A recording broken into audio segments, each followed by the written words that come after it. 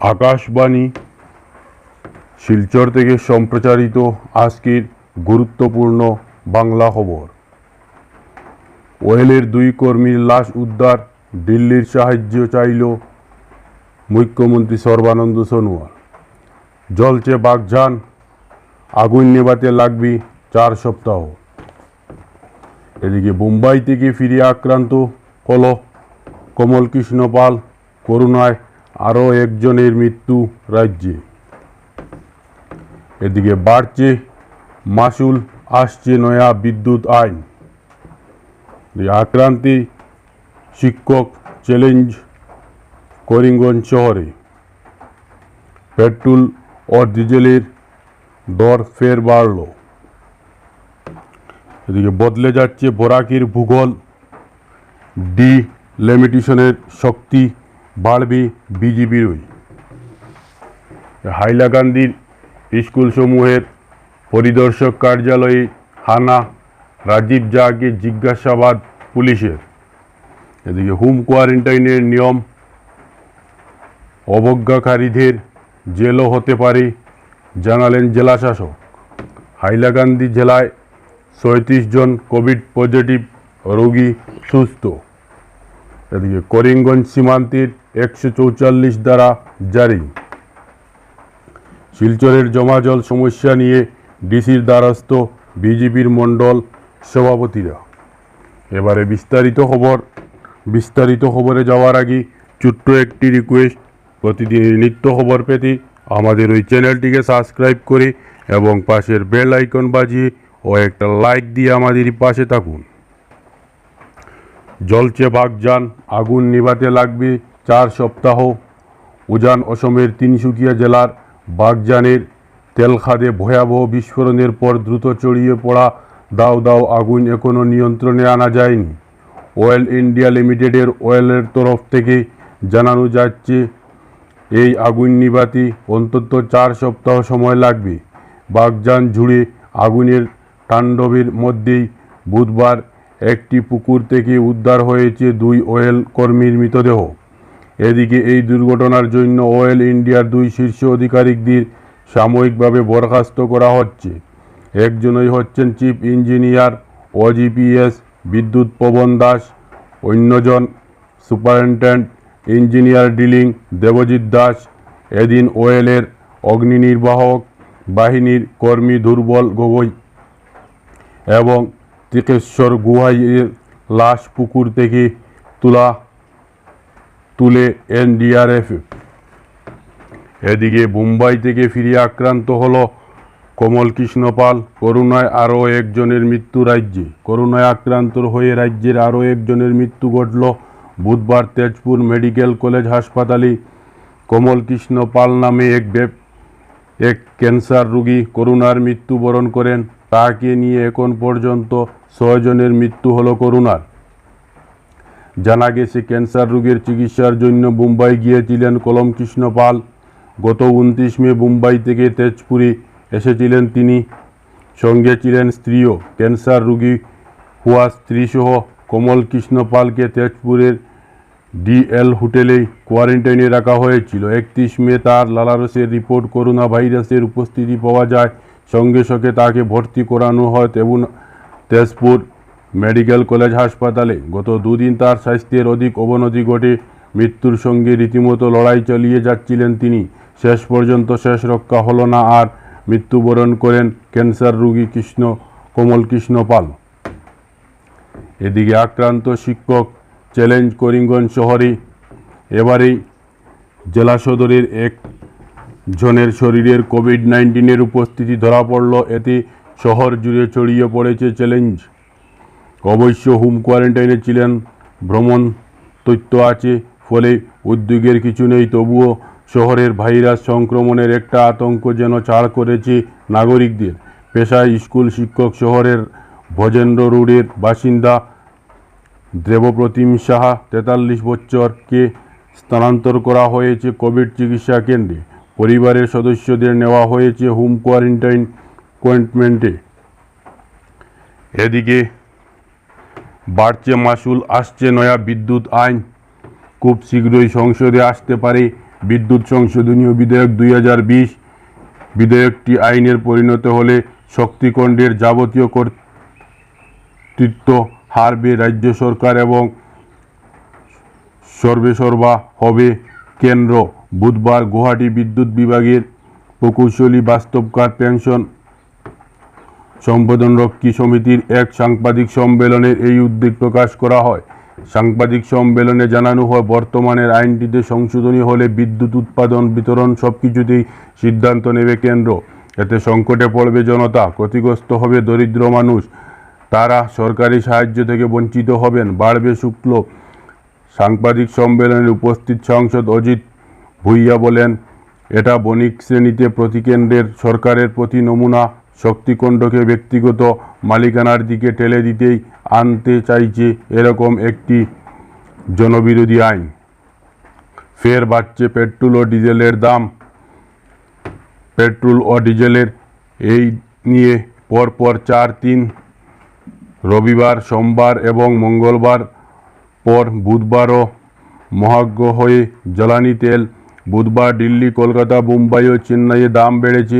Petrol ও ডিজেলের 0.40 পয়সা দাম বৃদ্ধির পর বুধবার দিল্লিতে পেট্রোলের দাম দাঁড়িয়েছে 73.40 টাকায়। কলকাতায় 0.38 পয়সা ভাড়ার পর পেট্রোলের দাম 75.37 টাকা। মুম্বাইয়ে পেট্রোলের দাম বেড়েছে 0.39 পয়সা ও চেন্নাইয়ে 0.25 পয়সা করে বাড়ার পর পেট্রোল ও ডিজেলের দাম যথাক্রমে 80.40 টাকা এবং 77.43 টাকা। এদিকে বদলে যাচ্ছে বরাকের ভূগোল। ডিলিমিটেশন শক্তি বাড়বে বিজেপিরই। বিধানসভার আসরে ডিলিমিটেশনের জেরে আগামী বিধানসভা নির্বাচনে বরাক উপত্যকার বিজেপির প্রাধান্য আরও বেড়ে যাওয়ার সম্ভাবনা সৃষ্টি হয়েছে। ইতিমধ্যে জাতীয় বিজেপির নেতৃত্বে রাজ্যের বিজেপিকে নতুন বিন্যাস অনুযায়ী প্রস্তুতি নিতে নির্দেশ দিচ্ছে। আগামী বছরে এপ্রিল-মে মাসের নির্ধারিত সময়ে নির্বাচন কমিশন অসমের ডিলিমিটেশন মেনে ভোট করার পক্ষ থেকে বলা খবর। আগামী বছরে অসমের সঙ্গে কেরল, তামিলনাড়ু, পন্ডিচেরি ও পশ্চিমবঙ্গ বিধানসভা নির্বাচন হবে। অসম ছাড়া সব রাজ্যে ডিলিমিটেশন প্রক্রিয়া সম্পূর্ণ হয়েছে, তাই এবার অসমে দ্রুত ডিলিমিটেশন কাজ সমাপ্ত করতে ফেলতে চাইছে ডিলিমিটেশন কমিশন। এদিকে হাইলাকান্দি স্কুলসমূহের পরিদর্শকের কার্যালয়ের হানা, রাজীব ঝাকে জিজ্ঞাসাবাদ পুলিশের। হাইলাকান্দি জেলার 2018-19-20 অর্থ বৎসরের ফ্রি মেট্রিক মাইনরিটি স্কলারশিপ প্রদানের কেলেঙ্কারির অভিযোগ এনে মামলা দায়ের করেছিল কৃষক মুক্তি। সেই মামলার পরিপ্রেক্ষিতে এবার তদন্তে নেমেছে হাইলাকান্দি পুলিশ। বুধবার সদর থানার ওসি ইন্সপেক্টর প্রবণ কুমার শইকিয়ার নেতৃত্বে পুলিশ বিদ্যালয়সমূহের পরিদর্শক কার্যালয়ে গিয়ে এই কেলেঙ্কারির তদন্ত শুরু করে। তদন্তের পুলিশ বেশ কিছু তথ্য সহ নথি সংগ্রহ করে থানায় নিয়ে গেছে। পাশাপাশি জিজ্ঞাসাবাদ করার পর বিদ্যালয়সমূহের পরিদর্শক আইএস রাজীব কুমার ঝাকেও তদন্তের সত্যতা স্বীকার করে। হাইলাকান্দির সদর থানার ওসি প্রবণ কুমার শইকিয়া জানিয়েছেন, হাইলাকান্দির জেলা প্রি মেট্রিক সংখ্যালঘু ছাত্রবৃত্তি অর্থ কেলেঙ্কারির তদন্তে হাত দিয়েছেন তারা। এদিন তিনি নিজে বিদ্যালয়সমূহের পরিদর্শক কার্যালয়ে গিয়ে আইএস রাজীব কুমার ঝার সঙ্গে প্রায় ঘণ্টা দুয়েক কথা বলে বিস্তারিত জেনে নেন। পাশাপাশি প্রি মেট্রিক ছাত্রবৃত্তির যাবতীয় তথ্যপাতি নিয়ে আলোচনা করেন। পরে এ সংক্রান্ত বেশ কিছু নথিপত্র থানায় নিয়ে আসা হয়। এদিকে হোম কোয়ারেন্টাইনের নিয়ম অবজ্ঞাকারীদের জেলও হতে পারে জানালেন জেলাশাসক। হোম কোয়ারেন্টাইনের নিয়ম অবজ্ঞাকারীদের বিরুদ্ধে ডিডিএম-এর অধীনের কড়া ব্যবস্থা গ্রহণ করা হবে। এমনকি উপযুক্ত তথ্য প্রমাণের ভিত্তিতে দোষী জেল হতে পারে। বুধবার একথা জানান করিমগঞ্জের জেলাশাসক। এদিকে করোনা সংক্রমণের প্রতিরোধ করতে তৎপর হয়েছে জেলা প্রশাসন, তবে সাধারণ মানুষের সতর্কতা অবলম্বন করা আবশ্যক। করোনা ভাইরাসের সংক্রমণ প্রতিরোধে সরকারি তরফের বিভিন্ন নিয়মাবলী জারি করা হয়। স্বাস্থ্য বিভাগ ও প্রশাসনের কর্মকর্তারা যুদ্ধকালীন তৎপরতার কাজ করে যাচ্ছে। করিমগঞ্জ জেলায় করোনা রোগীকে নিয়ে আতঙ্কিত না হওয়ার বার্তা দিচ্ছেন প্রশাসনিক কর্মকর্তারা।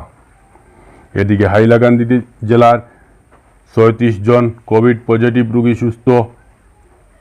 হাইলাকান্দি জেলার ৩৬ জন কোভিড-19 আক্রান্তের সুস্থ হওয়ার খবর। জেলা জুড়ে এক স্বস্তির বাতাবরণ বইছে।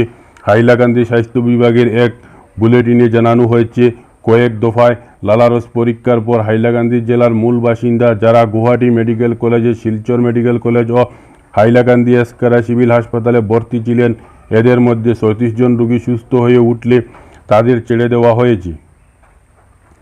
এদিকে করিমগঞ্জের সীমান্তে ১৪৪ ধারা জারি। করিমগঞ্জ জেলার ম্যাজিস্ট্রেট জেলার ভারত বাংলা আন্তর্জাতিক সীমান্ত এলাকায় চোরাচালান, অনুপ্রবেশ ও অবৈধ পরিবহন প্রতিরোধের ফৌজদারি দণ্ডবিরোধী ১৪৪ ধারার অধীনে বেশ কিছু নিষেধাজ্ঞা জারি করেছেন।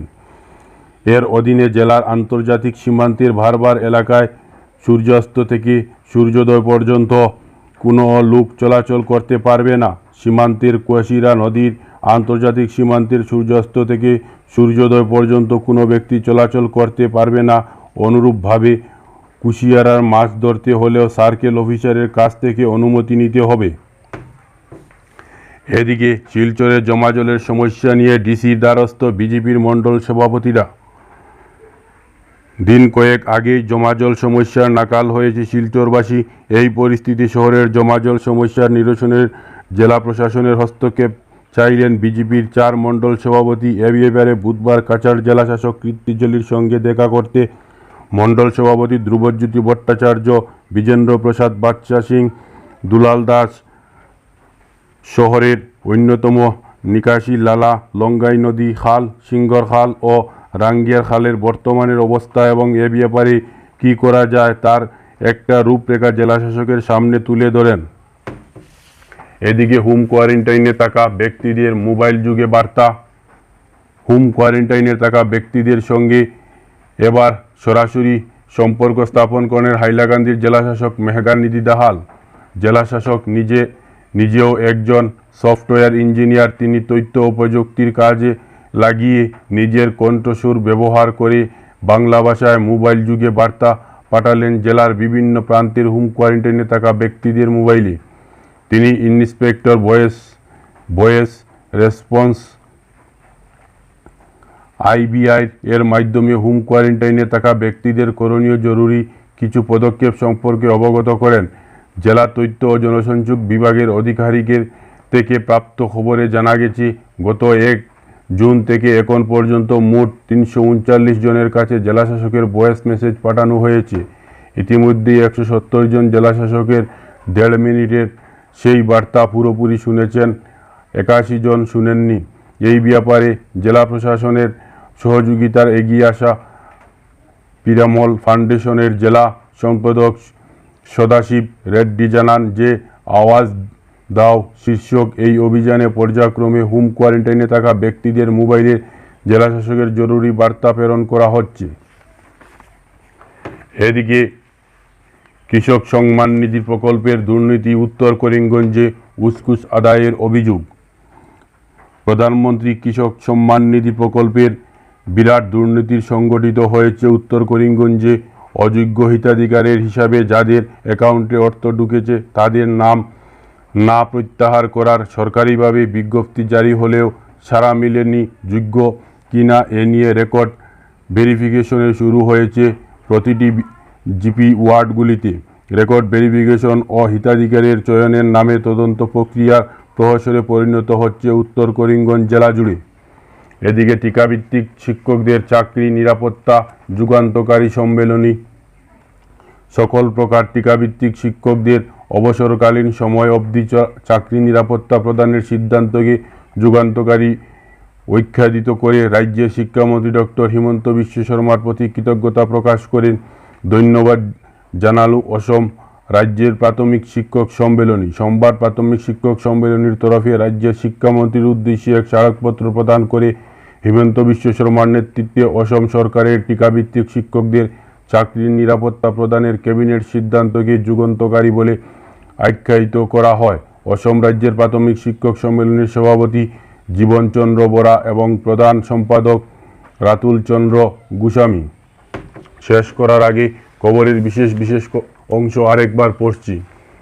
ওয়েলের 2 কর্মীর লাশ উদ্ধার, দিল্লির সাহায্য চাইলেন সর্বানন্দ সোনোয়াল।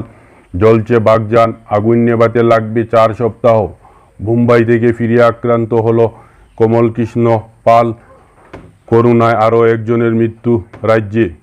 আক্রান্ত শিক্ষক চ্যালেঞ্জ করিমগঞ্জ শহরে, বাড়ছে মাসুল, আসছে নয়া বিদ্যুৎ আইন, ফের বাড়ল পেট্রোল ও ডিজেলের দাম, বদল যাচ্ছে বরাক ভূগোল, ডিল এমিশনের শক্তি বাড়বে বিজেপিরই। এদিকে হাইলাকান্দির স্কুল সমূহের পরিদর্শকের কার্যালয়ে হানা, রাজীব ঝাকে জিজ্ঞাসাবাদ, পুলিশের হোম কোয়ারেন্টাইনের নিয়ম অবজ্ঞাকারীদের জেলও হতে পারে জানালেন জেলাশাসক। হাইলাকান্দি জেলায় 37 জন কোভিড পজিটিভ রোগী সুস্থ, করিমগঞ্জ সীমান্তে 144 ধারা জারি। শিলচরে জমাজল সমস্যা নিয়ে ডিসির দ্বারস্থ বিজেপির মণ্ডল সভাপতিরা। টিকাভিত্তিক শিক্ষকদের চাকরি, নিরাপত্তা যুগান্তকারী সম্মেলনী, কৃষক সম্মান নিধি প্রকল্পের দুর্নীতি, উত্তর করিমগঞ্জে উসকুচ আদায়ের অভিযোগ। খবর এখানকার মতো শেষ হলো। আমাদের পরবর্তী খবর পেতে আমাদের ওই চ্যানেলটিকে সাবস্ক্রাইব করে আমাদেরই পাশে থাকুন।